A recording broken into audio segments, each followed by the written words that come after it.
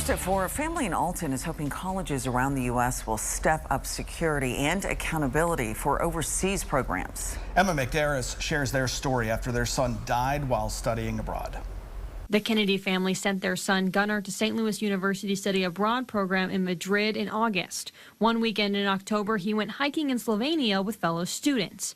When his parents hadn't heard from him after the hike, they weren't alarmed at first.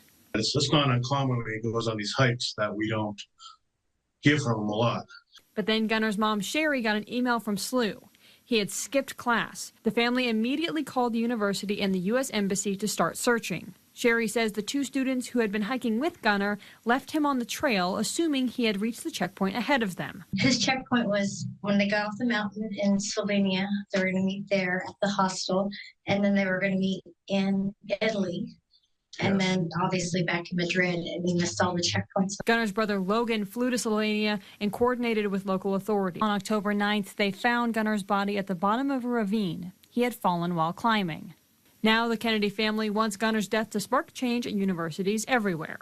At the very least, we want some changes to be made in schools. I'm sure SLU is probably not the only school maybe like that.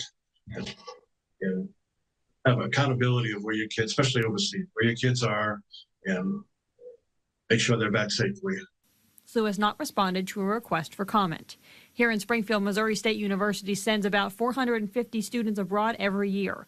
Director of Education Abroad, Elizabeth Strong, says MSU works to keep those students safe before they ever leave. We have worked out our communication tree. We have an emergency response plan.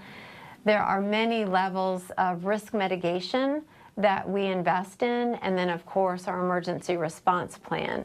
But we focus on risk mitigation because we want to reduce the chance that a student will be unsafe. The Kennedy family hopes no other family has to go through what they did.